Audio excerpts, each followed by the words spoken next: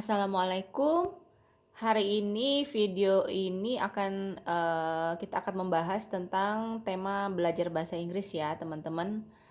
Nah, sesuai janji aku kemarin, selain tema-tema lain, selama masa pandemi sebaiknya kita isi waktu dengan belajar bahasa Inggris. Jadi, silakan teman-teman yang ingin melihat video pembelajaran bahasa Inggris bisa pilih sudah aku buatkan di kanalnya ya, bahasa Inggris. Oke.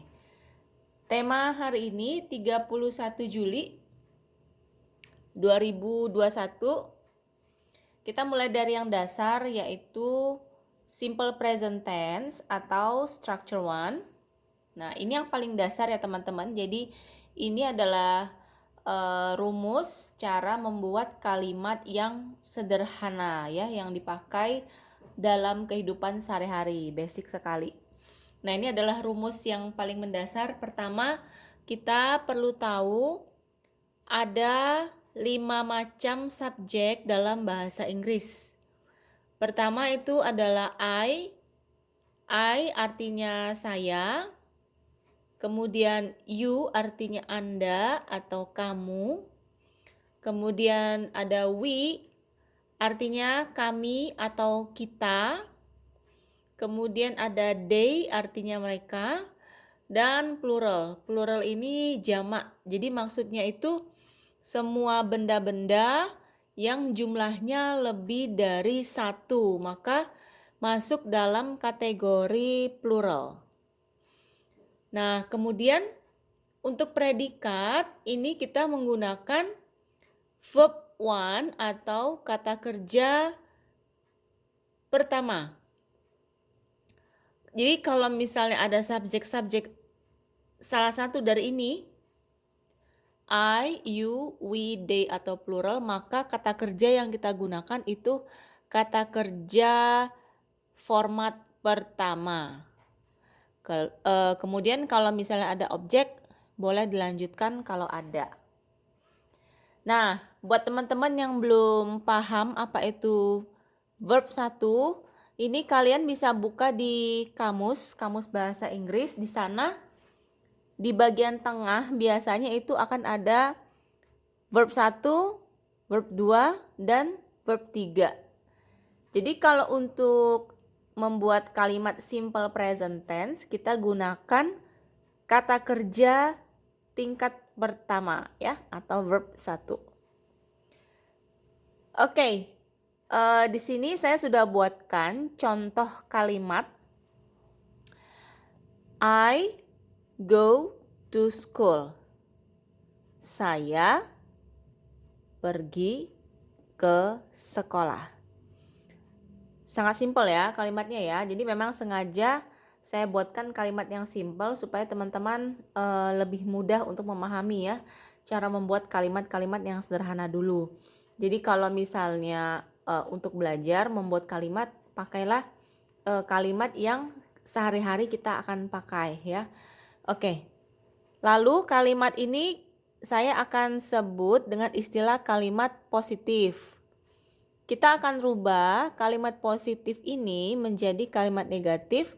Caranya dengan menambahkan I do not go to school.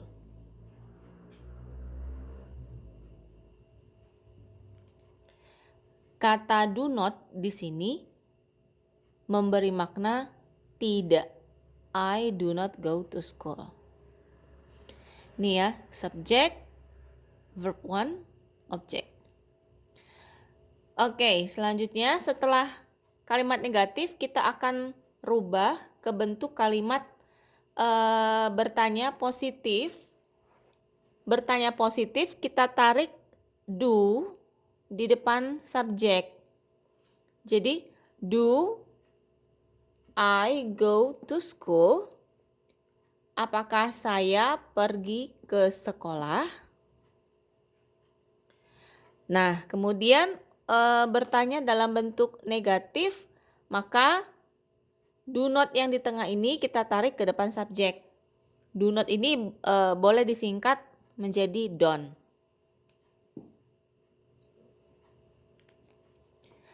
Don't I go to school? Oke, kita ulang ya sambil kita perlancar. I go to school. I do not go to school. Do I go to school? Don't I go to school? Oke, saya kasih contoh lagi. Ini contoh lagi ya. You read a book.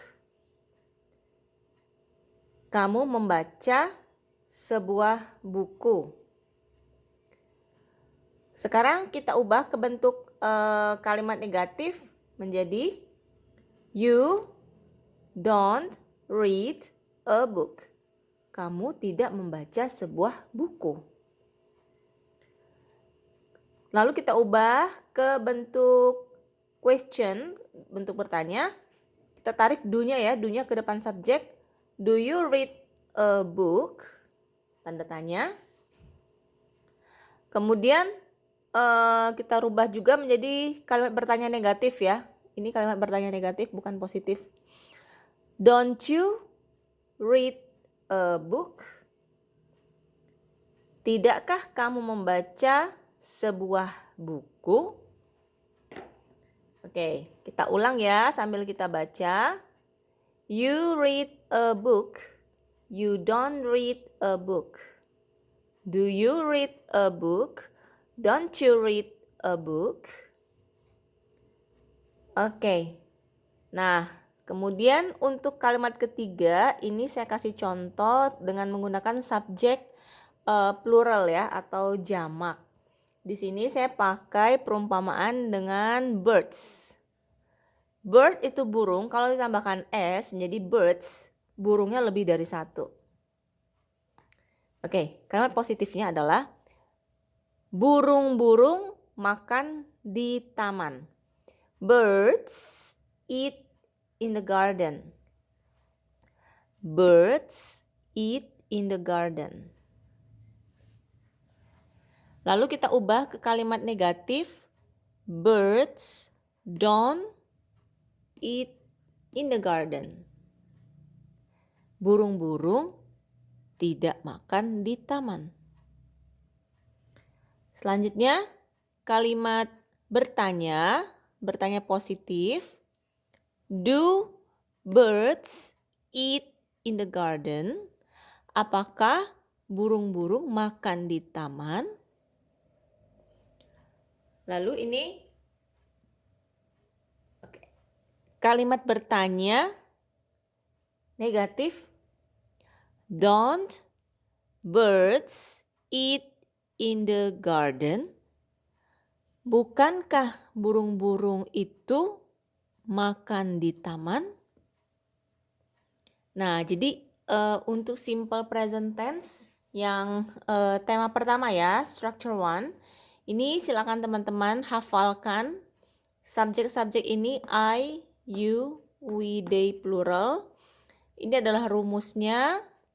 Jadi ingatkan kalau memakai subjek-subjek yang sudah saya tuliskan ini, maka kata kerjanya wajib kata kerja pertama.